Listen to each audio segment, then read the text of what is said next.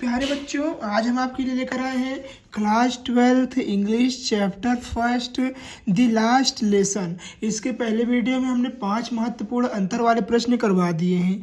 अगर उसे आप नहीं किए हैं तो नीचे डिस्क्रिप्शन में या प्लेलिस्ट में वीडियो आपको मिल जाएगी, आप वहां जाकर देख सकते हैं।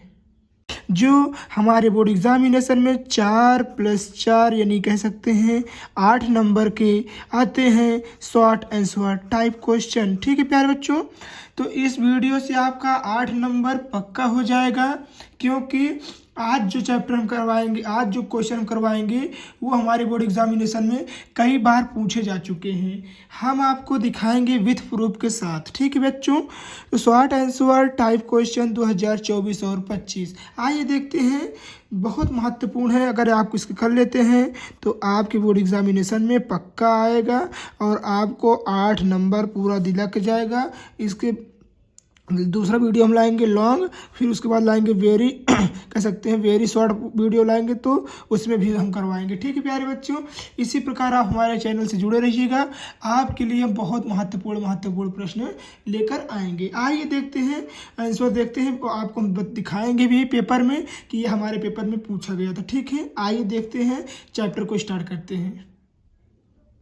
तो प्यारे बच्चों, यहाँ देखिए आपको क्वेश्चन पूछा गया है, what did M Hamel say about the language and it's important. देखिए क्वेश्चन आपके बोर्ड एग्जामिनेशन में आया है, जो कि यह पेपर आपके बोर्ड एग्जामिनेशन का 2022 का मॉडल पेपर है। देखिए यहाँ पर देखिए 2022 का मॉडल पेपर है। ठीक है, आइए देखते हैं इस क्वेश्चन को। हमने आपके लिए यह सेट भी करवा दिया है, सेट पेपर भी आप नहीं देखे हैं तो नीचे डिस्क्रिप्शन में जाकर देख लीजिएगा। सेट पेपर भी एक एक करके सब कुछ करवा दिए हैं। ठीक है, आइए देखते हैं एक एक करके सभी महत्वपूर्ण वीडियो और महत्वपूर्ण क्वेश्चन। ठीक है, तो पहला क्वेश्चन क्या कह रहा है, देखिए क्या कह रहा है, what whom did M Hamel become.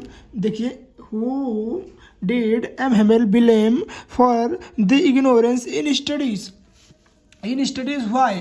तो एम हेमल ने पढ़ाई को इग्नोर करने के लिए, कह सकते ना नज़रअंदाज करने के लिए किसे ब्लेम ठहराया और क्यों। आइए देखते हैं प्यारे बच्चों, देखिए क्या कह रहा है, M Hamel blamed parents and teachers for ignoring in studies.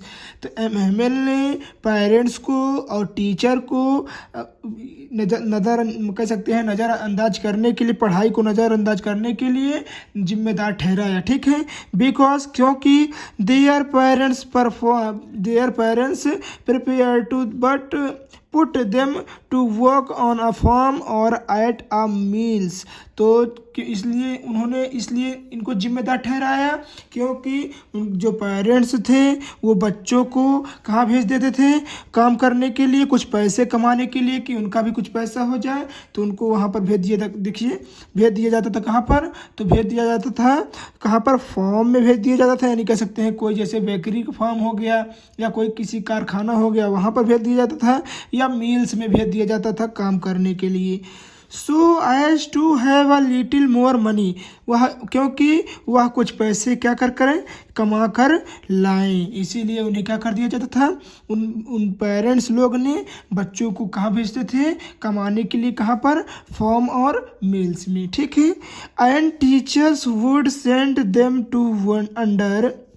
देखिए क्या कह रहे हैं, टीचर के बारे में क्या कह रहे हैं एम हेमल जी, कह रहे हैं teacher would send them to अंटर्ड their flowers instead of learning their lesson.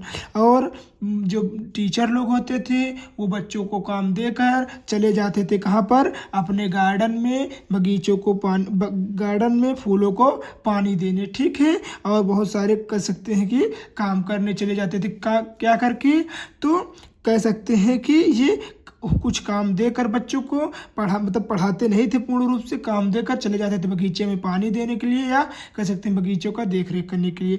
यही हुआ, इसीलिए एम हेमल जी ने इन्हें ब्लेम्ड ठहराया, किसे, पेरेंट्स को और टीचर को। ठीक है, आइए देखते हैं दूसरा क्वेश्चन नंबर दूसरा, जो कि हमारे बोर्ड एग्जामिनेशन में इस बार 2022-23 में पूछा गया था और 24 में भी आया था, और अब की 25 में भी आने की संभावना है। आइए देखते हैं दूसरा क्वेश्चन।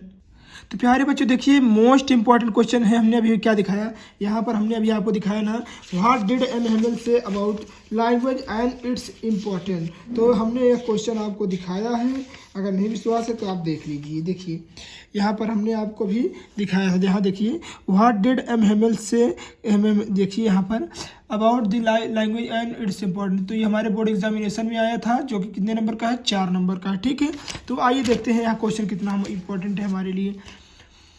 तो आइए देखते हैं आंसर को।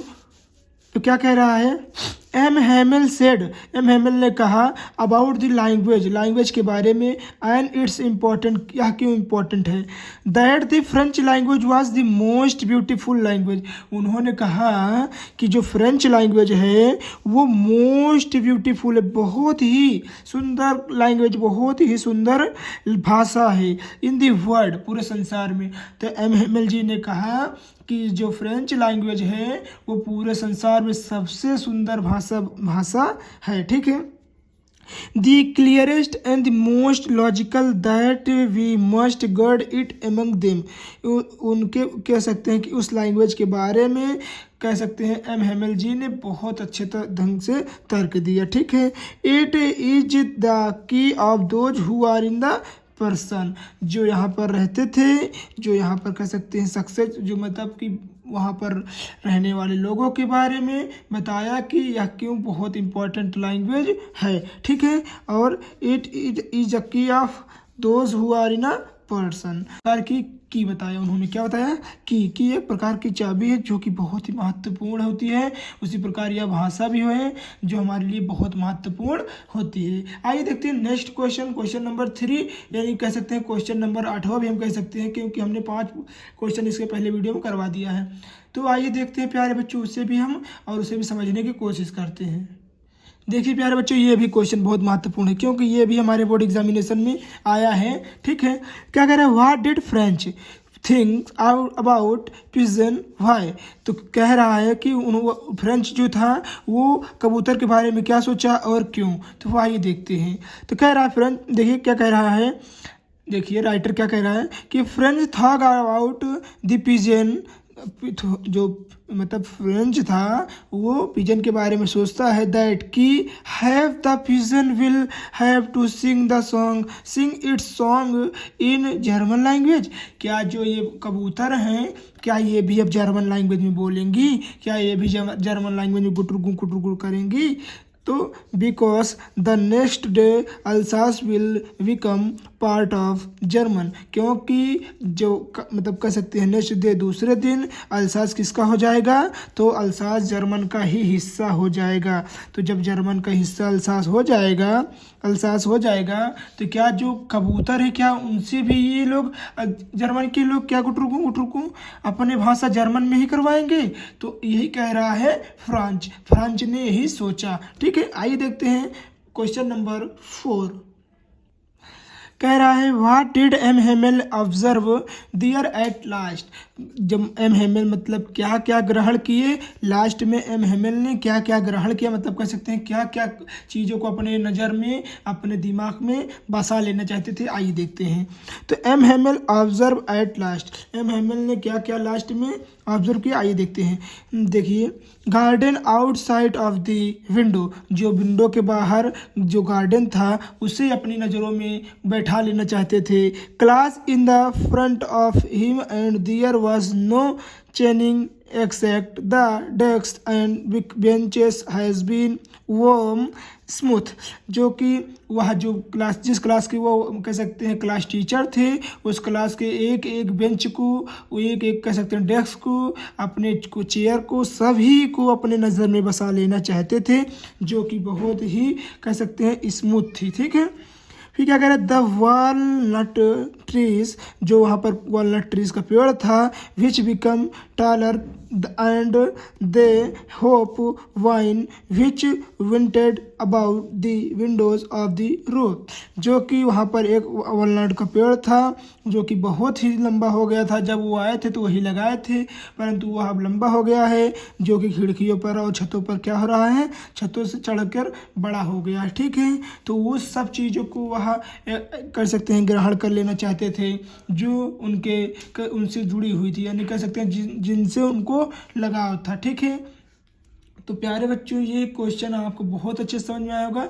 यदि वीडियो अच्छी लग रही है तो प्लीज़ वीडियो को लाइक कर दीजिएगा, चैनल को सब्सक्राइब एंड शेयर करना अपने दोस्तों के पास नहीं भूलिएगा। आइए देखते हैं लास्ट क्वेश्चन नंबर 10। आइए देखते हैं प्यारे बच्चों क्वेश्चन नंबर 10, इसको कह लीजिए, नहीं क्वेश्चन नंबर 5 ही कह लीजिए, जो आपकी इच्छा हो। तो क्या कह रहा है, what happened when curse o'clock, जब ओ क्लॉक स्ट्राक 12, मतलब क्या हुआ जब 12 घड़ी में क्या हुआ। कह रहा है कि व्हाट हैपेंड व्हेन, क्या हुआ जब घड़ी में 12 बजे। तो आइए देखते हैं। तो व्हेन चर्च, जो चर्च था उसकी घड़ी में जब 12 बजे थे तो क्या हुआ, तो आइए देखते हैं। व्हेन चर्च ओ क्लॉक स्ट्रक्ड 12, जैसे ही चर्च की घड़ी में 12 बजे, it was a notice for him close, वह नोटिस वहाँ पर लग गई कि यहाँ सब कुछ क्या हो जाए, बंद करो, मतलब कह सकते हैं बंद करके आप चले जाइए। ठीक है, फॉर हिम टू क्लोज। ठीक है, the school and dismissed, school क्या हुआ, बंद, मतलब डिसमिस मतलब कह सकते हैं क्लास रोक दी गई है सभी कक्षाओं की। School and he dismiss the school writings in French, तो एम हेमल जी ने स्कूल को बोले कि क्लास को आज की क्लास यहीं पर और होती है। वहाँ उठे और बहुत ही कह सकते हैं तेजी के साथ बोर्ड पर क्या लिखा, फ्रांस जिंदाबाद, वी लव फ्रांस, फ्रांस जिंदाबाद, द ब्लैक बोर्ड। उन्होंने बहुत तेजी के साथ बोर्ड पर लिखा फ्रांस जिंदाबाद। क्या लिखा, फ्रांस जिंदाबाद। तो ये हुआ हमारे 5 महत्वपूर्ण क्वेश्चन जो कि आपकी बोर्ड एग्जामिनेशन में 4+4 यानी कह सकते हैं कि 8 नंबर के आएंगे। ठीक है, आप इसे तैयार कर लीजिएगा।